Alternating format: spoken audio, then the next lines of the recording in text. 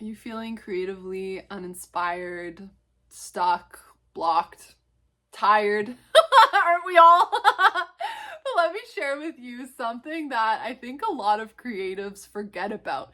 That is actually an incredibly essential part of any creative practice. All of us artists, storytellers, visionaries, we need this in our creative life in order to actually bring through like the juicy stuff, like the work that we're meant to, that will truly impact this world, and that is a unique expression.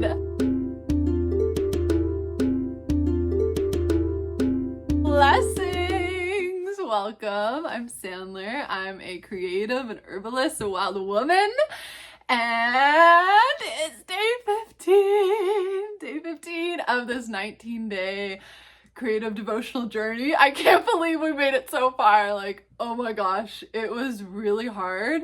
I think like the midpoint, like the 1 week mark, has probably felt the most challenging. Now I'm in a bit more of a rhythm and a flow. And if you're not sure what I'm talking about, I've been doing a 19-day devotional creative challenge of showing up to my YouTube channel, showing up to the craft of video making for 19 days. Today we're going to light this beautiful Magdalene rose. And in honor of our own bloom, our own bloom as artists. Okay, so this is something that I wish someone had told me. Like, I wish there was a video like this I had watched at the start of my creative journey, because it actually completely can shift your perspective and can really help you to move out of feeling blocked, feeling uninspired, and really move into perhaps bringing through work that is going to be at the center of what you're creating and the center of what you're known for. And so what this is, it might sound simple, but let me explain, is experimentation. There's a few ways that you can experiment in order to reinstate your sense of creative flow and inspiration and joy in creating whatever it is you're working on. So first of all, notice what is blocking you, what is frustrating you, what is perhaps making you feel stuck, and see this as an opportunity to be creative. Because when we think about what it actually means to be creative, it also means to be resourceful, to think outside of the box, to problem solve, right? Like, that is what we are. We are problem solvers. And so this can actually be an opportunity for you to create something that maybe hasn't existed yet, that people haven't figured out yet, or that takes a spin on something that is more conventional or already known. Okay, and this I just know is going to completely revolutionize your creative practice. And let me let you in on a little secret for me personally. So I make tapers and pillars and all sorts of other candles like the rose. And a problem I kept coming up against was that the mold would leave these weird marks on the pillars and the tapers, and it was so frustrating, especially when I had like big wholesale orders or, an order that I'm fulfilling, and then I take them out of the mold the next day and they look all janky and weird. Well, I thought a little bit outside of the box, and I got my trusty heat gun out and I started to just see, what would happen if I put heat on it. What I actually discovered is that I could create this super cool, like dripped, like ancient effect on the candles. And like, to me, they're even more beautiful than the smooth, just like simple finish of the mold. So that's just one very small idea, but essentially it's like taking that, what we might perceive as a block, like this heavy stone that is just so burdensome and so irritating, and it's right in the way of our path, and turning it into gold, turning it into something that is actually unique and special and interesting, and that might actually be better than whatever it was you were creating before. So if that doesn't work and you're still feeling uninspired, stuck, blocked, maybe you're even more annoyed and frustrated than you were at the start, then what you need to do is experiment, bring in new energy by going somewhere new or being around different people. So you don't necessarily have to go on a big trip to a different country, but even just like going to a cafe and actually sitting there and being around strangers and listening to their conversation and having, you know, a treat you haven't tried before, or a new latte or whatever it is. Like, this might sound so simple, but just immersing yourself in a new environment and around new people with different energies and stories and different buzz around them can inspire you. And I think we forget that we get so deep into the project and the work, and then we get so frustrated that we forget that inspiration is everywhere.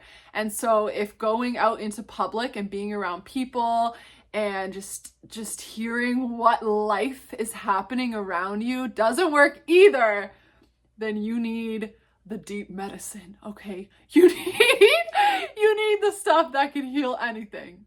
And that is to go for a walk in nature. Okay? It sounds so simple, I know, but when you go for a walk, you're moving energy. So even just going for a walk anywhere, but especially if you're going for a walk in the forest or just somewhere that there's some kind of natural landscape, you're going to receive so much from the earth. Even if it's simply that you needed that rest, you needed that renewal, you needed to receive that nature medicine, like that might be what is holding you back, is your cup is just so empty that you're running dry. Or it might be that, you know, you see a bird and it inspires something in you, or you're really receiving from the river or the ocean, or also if you go into the ocean, go swimming. Like, you don't have to go for a walk necessarily, but just doing something in nature where your energy is moving. Maybe you're like stretching in nature or dancing, or yeah, swimming is probably one of my top ones, is like going for a dip, and then you're also cleansing off like that frustration, that blockage, whatever it might be, and getting the energy moving, because that's all it is. It's just that the energy, the creative energy, is blocked, it's stuck. And this actually might be a block that is part of your path. Like, I think sometimes we get so frustrated that our perspective is so like a horse with the blinders, and we forget that everything is actually an opportunity, and that spirit, especially when we're on this, you know, this divinely called, this guided path of the artist, of the creative, like spirit is trying to send you opportunities for growth, for innovation, for creative projects that the earth needs. And so trust that whatever this block is, or whatever this frustration is, that it is actually for you. You know, it's not against you. And that this can lead to so many exciting creations. Okay, and even if you're not currently blocked, experimentation is such an integral part of our creative practice as artists. And let me share a few more secrets about my process. Like, if you watch my past episodes, the Black Grandmother Moon, like, she is one of my most popular candles now. And I never even thought to make her black before. Like, I always just had her in the pure beeswax, but I was making the black tapers. And I just thought, like, what if, you know, I have a little bit left over, like, what if I just try one? Try, that's the key word here. What if I just try a moon that's black? And there we go. She was born, right? Like, you never know if you'll never try. Like, that's kind of like my life motto. Is like, you're never gonna know, and maybe it's gonna be bad, but maybe there'll be a time when you try and it works. And then, like, my pillars, I was so frustrated with how can I put the labels on? Like, how do I put them on but still make it cute and like still express me and the soul of wild flora? And then I was able to like adorn it with little plants that just makes each one unique. And it's just this feeling that, like, when you actually allow a problem to alchemize and you actually search for the gold within it, then it's this opportunity to express from your soul in a way that's very deep and is just exceptionally unique. And, you know, even like the squiggly wick as well. Like, I only just started doing this and it was just an experiment, and I just started with the tapers and I just loved how cute they were with the squiggly wick, and then more and more people were just like obsessed with it, and I was like, you know what, they all need to go spiral. Like we need to spiral them all. And now that is like one of the biggest compliments I get on my candles, is that people love the squiggly wick. Like, you're never gonna know if you don't give it a chance, if you don't try. And sometimes you will fail. Guaranteed you will fail.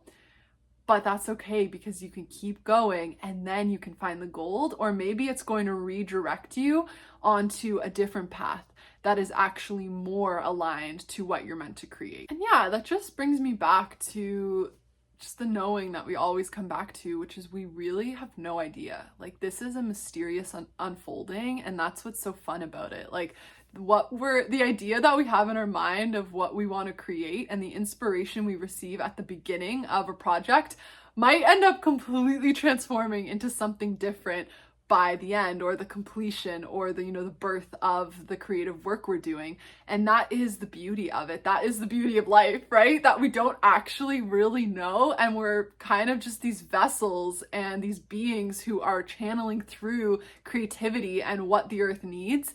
And the more that we surrender into this process of the mystery of the divine unfolding that's really beyond our comprehension, I think the more we can actually channel through what is true and what is most needed. So thanks so much for watching. I would love to hear in the comments, like, what is an example of an experiment that you did in your creative work that actually ended up bringing you the gold. And yeah. Until my next video, till tomorrow, have a blessed, innovative day.